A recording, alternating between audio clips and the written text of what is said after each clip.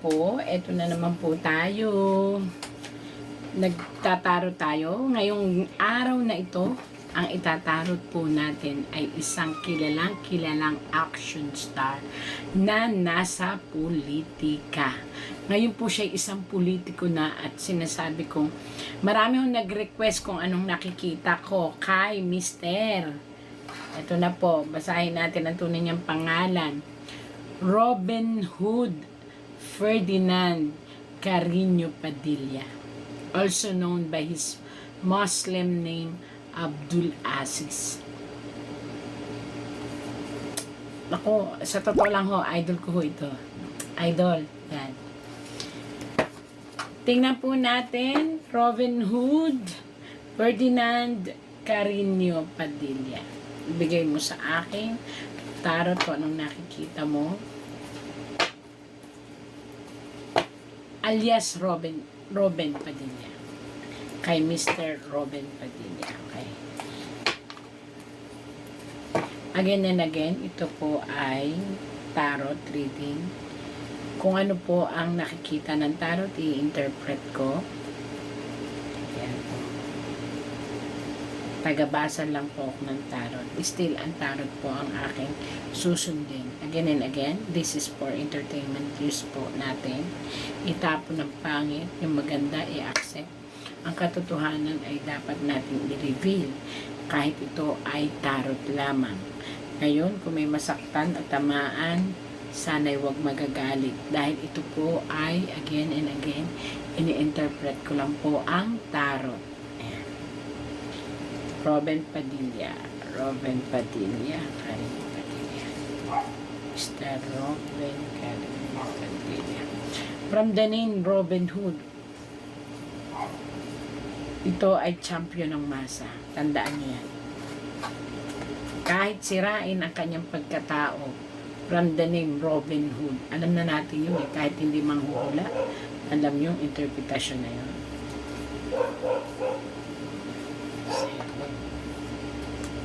Hoy!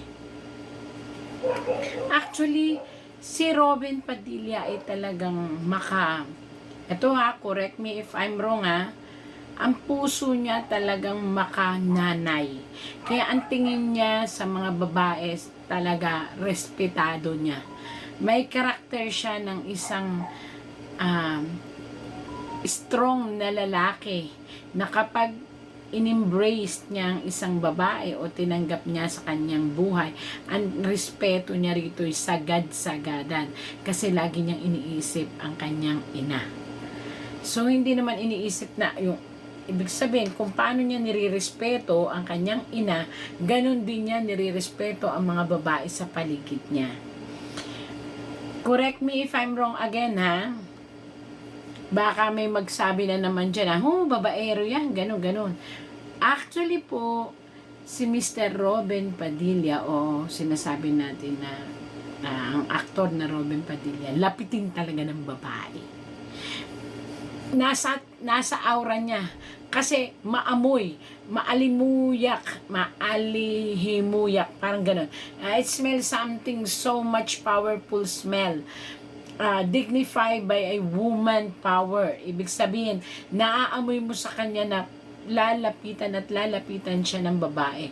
But for sure, may respect ito dahil nga napakataas niya ng respect sa kanyang ina. So, ang tingin niya for all the female na napapalapit sa kanya ay tingin lang natin ay para siyang bad boy. Pero sa totoo lang, mataas ang respeto nito sa mga babae. So, yung mga nag-iisip na, babaero naman yan, anong gagawin naman niya sa politika? Eto, tandaan nyo, ang isang lalaki na mataas ang respeto sa kanyang ina, mataas din ang respeto niyan sa kahit sinong babae, at malakas din ang respeto niyan sa kanyang sarili. Tandaan nyo yan. Lalaking lalaki talaga siya. Ayan. Sa ngayon, dumaranas si Robin Padilla ng napakaraming batikos. Ayan po.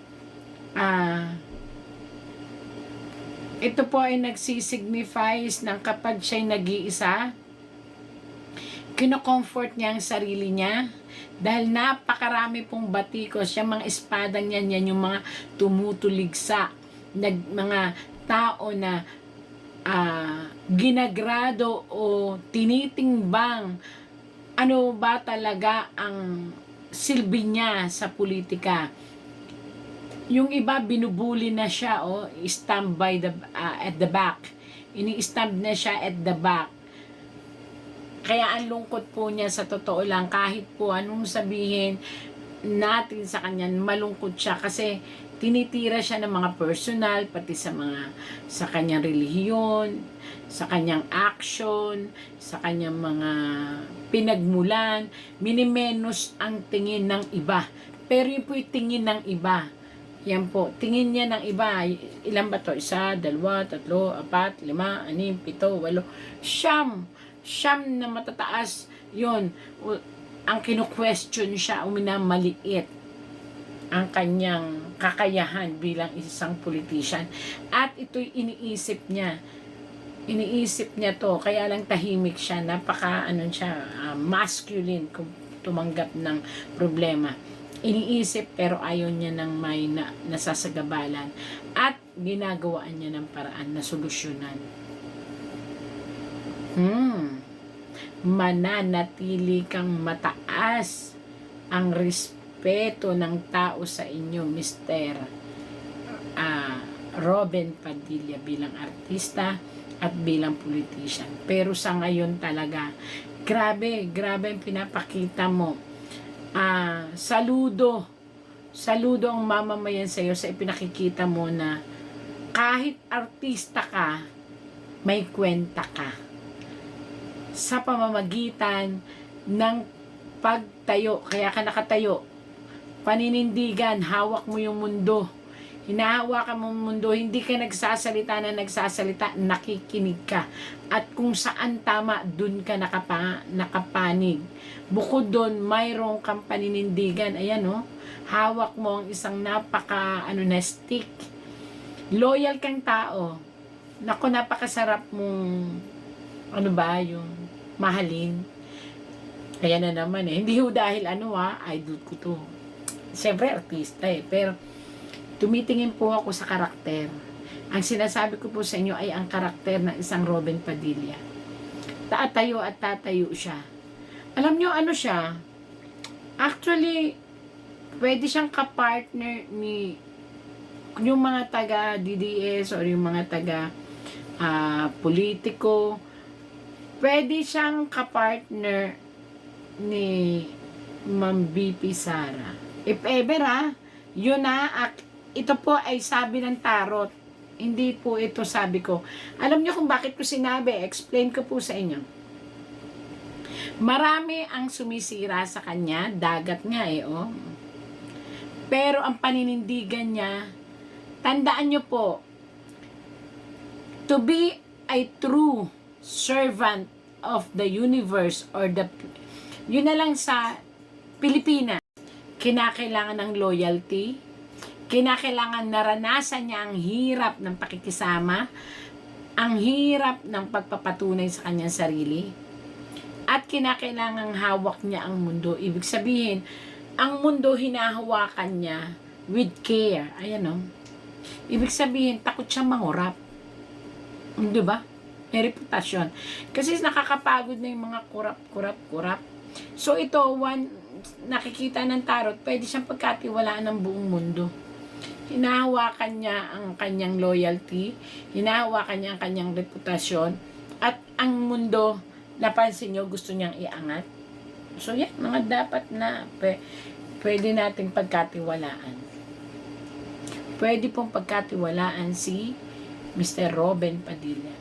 Nako, ayan, may isusulong siyang batas. Itong isusulong niyang batas ay, I think, more on sa kabataan, karapatan ng kabataan, and more on juvenile. Kasi dun nga siya naranasan niya ang kulungan. So may isusulong po siyang isang batas tungkol sa pamamaraan ng mga taong nakakulong, bata man ito o matanda. Let's wait po kung anong gagawin niya. Pagsulong po ito ng batas. Ayan. At aaprubahan po yun ng lahat ng mamamayan. Tinitimbang niya ngayon ang sitwasyon. Sa totoo lang, na nalungkot naman ako, dumadana siya ng depression na kinakaya lang niya kasi ayaw niyang ang kanyang yung paniniwala bilang Muslim and bilang Kristiyano ay pinapakialaman at binabastos. Sa totoo lang po, hindi ko akalain na ang isang tao na may pangit na reputasyon sa pag-aartista, pag nagbago, totoo yata yung kasabihan na ang isang tao, pag nagbago at nakita niya ang sarili niyang dadaanan, magbabago siya. Determinado po siyang magbago para sa kanyang ina, kahit pumanaw na ito, sa kanyang minamahal na asawa, sa kanyang mga anak, at higit sa lahat, sa kanyang sarili. Itong mga ganitong tao, dapat po nating mahalin at tangkilikin. May mga, sila yung mga taong sawa na. Ayan, babaeng nakabaliktad, ibig sabihin po nito ay dating katarungan na hindi pa niya alam ang tama at mali. Panahon pa ito nang siya'y lasing na lasing pa sa kanyang pag-aartista, kanyang kasikatan. Kaya doon lagi siyang sinisira yung nakaraan niya. Pero maniwala po kahit sa hindi, kaya po nakabaliktad at ang pusang itim ay nandyan. Ibig sabihin, yung mga taong katulad ni Sir Roven Padilla na dinanas na ang buhay na masagana, masarap, dinanas na rin niya ang buhay kulungan, dinanas na rin niya ang buhay pakikisama. Ito yung mga tao na sa totoo lang po, maraming isi-share na experience at maraming magagawa kasi ayaw na nilang balikan ang ganon at ayaw na nilang mahawa pa ang ibang tao sa isang sitwasyon na wala nang parang laging wala nang second chance para sa ibang mga taong makitid ang kanilang mga utak sa mga taong nagbabago. So dito baliktad na siya, bagong tao na siya, kumbaga newborn na siya. Ayan.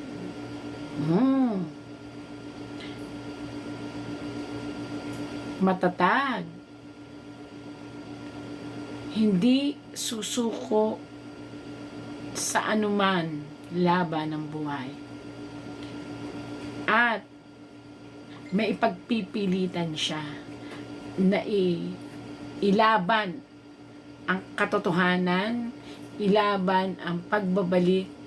Ito po, loyal po siya kay dating President Duterte.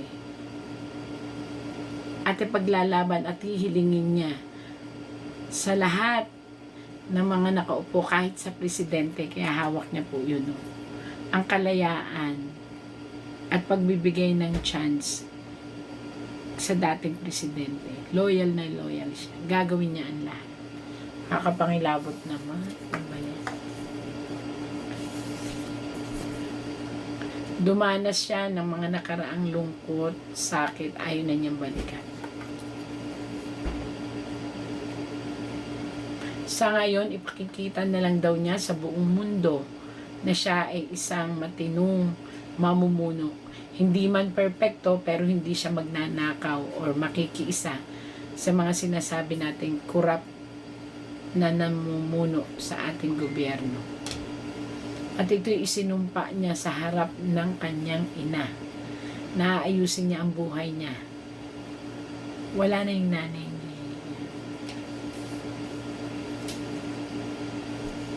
Kaya lang, pag-ingatan lang ni Sir Roven Padilla ang kanyang mga tuhod, ang kanyang likuran, ang mga buto niya. Kasi mga injuries ito. Yan, mga injuries. masaya na siya sa pamilya niya ngayon. Hanggat maaari, masaya na rin siya sa kanyang posisyon bilang isang politiko. Ang dinaramdam lang niya talaga, kaya ganyan nakabaliktad, is wala na siyang panahon para sa kanyang pamilya, sa kanyang mga anak, pero worth it naman, na-appreciate at darating ang panahon, aangat pa ang kanyang posisyon sa politika.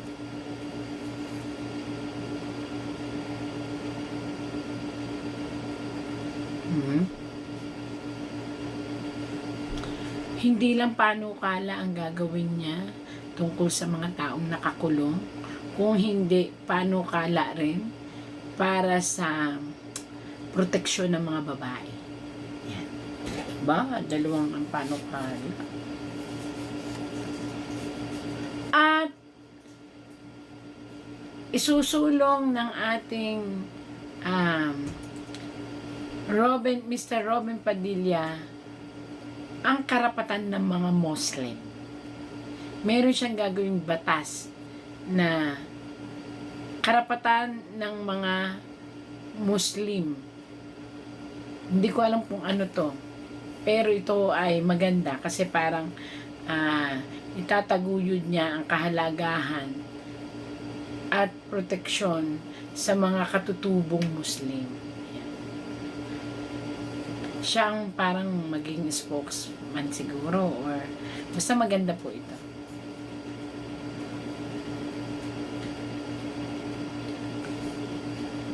Siguro pagod na siya sa mga kalokohan ng kabataan. So magiging mabuting leader po siya ng anumang posisyon sa politika. Magiging magaling po siya at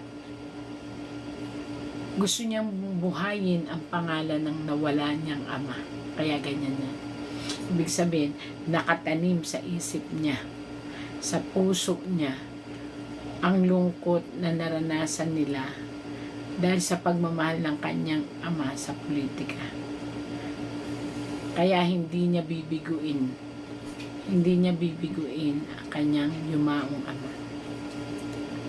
Meron lang siyang ikukorek na kapatid. Ayan. At magagawa niya yun. Sariling kapatid ito, lalaki, ikukorek niya.